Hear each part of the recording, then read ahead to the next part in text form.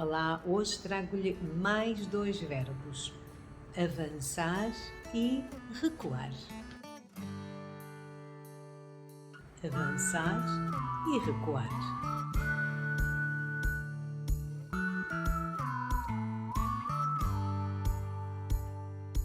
Avançar e recuar.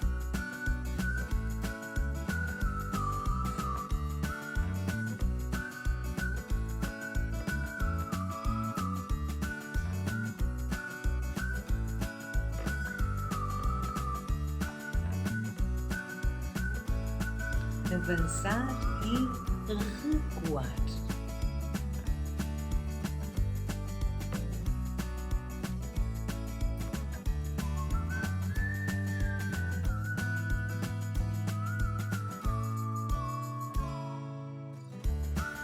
Avançar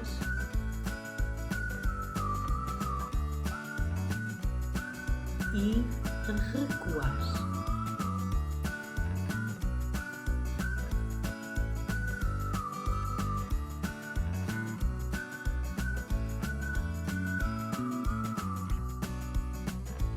Avançar e recuar.